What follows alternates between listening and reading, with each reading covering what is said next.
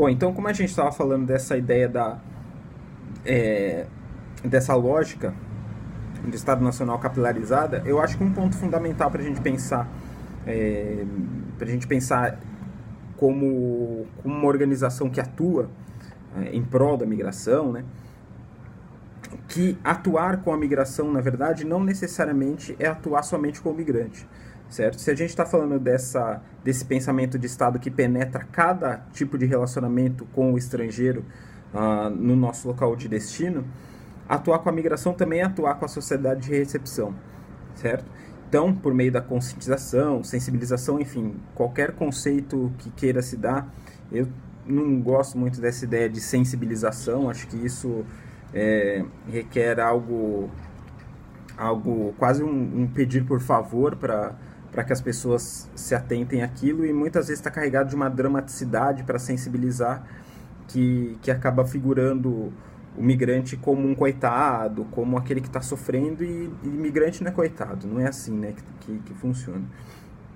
E também nessa lógica de tentar, de alguma forma, justificar a presença de alguém que não teria o direito de estar no país de destino, é muito comum a gente ver organizações sociais, estudiosos, tentando justificar a migração pelos pontos positivos que ela traz. Então, a migração é importante porque ela enriquece a cultura. A migração é muito boa porque os migrantes ajudam a construir a cidade economicamente.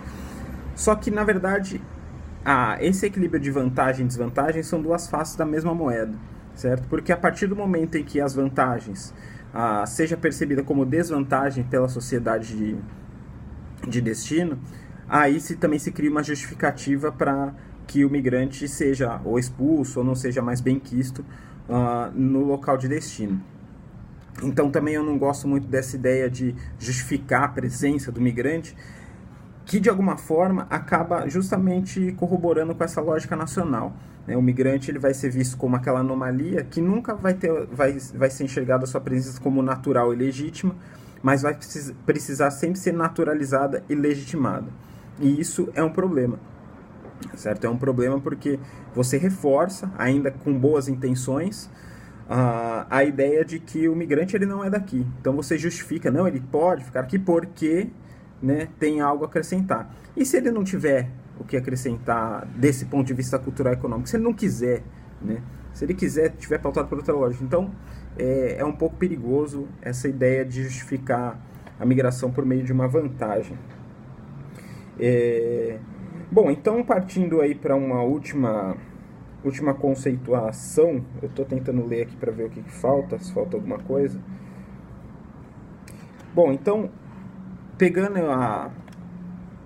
aquela primeira conceituação que a gente fez, né, do primeiro e segundo vídeo, que é meio que aquela casca, e também articulando agora com essa parte meio de um conteúdo de uma condição migratória, eu definiria, né, não é uma definição obviamente acadêmica nem nada, mas pensando nessa construção, o migrante, então ele não vai ser só uma definição, ou o migrante ou a migração, ele não vai ser só uma definição jurídica ou acadêmica, mas acima de tudo, vai ser uma condição socioespacial.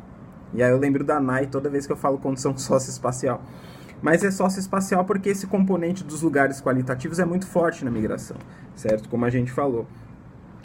E essa vai ser tudo uma condição socioespacial que confere sempre um grau de estrangeiridade para esse migrante, que pode ser atenuado ou exacerbado ao longo do tempo por meio de ações ou mecanismos da sociedade de recepção.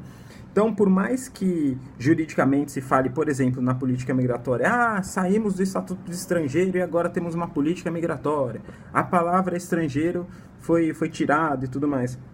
Mas a condição de estrangeiridade ela permanece, porque permanece essa lógica dessa razão nacional, de estrangeiro e nacional da mesma maneira.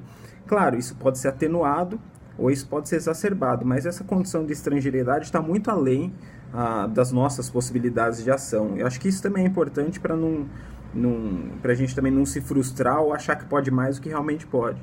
Então, acho que um dos papéis de um projeto de extensão, como é o caso nosso, é justamente atenuar e trabalhar com essa sociedade de recepção e também com o migrante, essas questões, essa conceituação, que eu acho que é importante por um aspecto muito, muito simples, né? que se essa condição de precarização for vista como uma construção social, que é, né? Os estados, eles são uma construção social, eles não são dados naturais, eles podem ser também questionados, né? Eles podem ser questionados, eles podem ser pensados para serem construídos de uma outra maneira. Você está falando de acabar com o Estado? Não, nada disso. O que a gente está falando é para a gente pensar um pouquinho também em como é criada essa figura do migrante, e aí o Estado é fundamental, mas também pensar nas nossas possibilidades de ações, até onde a gente pode ir, e de alguma forma, ainda que o nosso papel seja pequeno, né, diante de toda uma construção, aí, uma produção desse arranjo espacial tão longa e tão complexa, e que tem seus problemas específicos com a migração, pode ser que para outro fenômeno seja um arranjo importante também, importante de ser mantido ou de ser pensado de uma outra maneira, conjuntamente com a migração.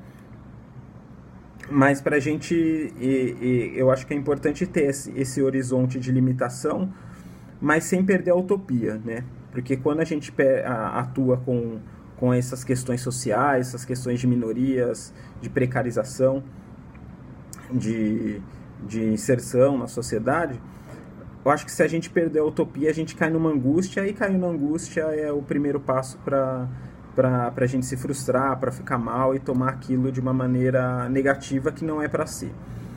Certo?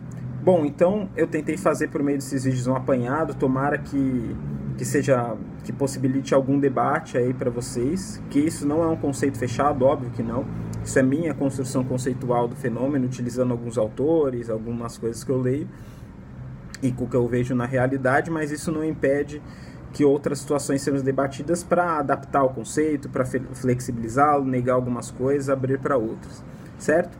Gente, um beijo, um abraço para todos e todas. Em breve espero sair numa reunião com vocês. Confesso que a expectativa para a reunião não é tão grande, mas para o pós-reunião, de fato, ela já é mais satisfatória, né? Digamos assim. Tá bom? Um beijo, gente. Até mais.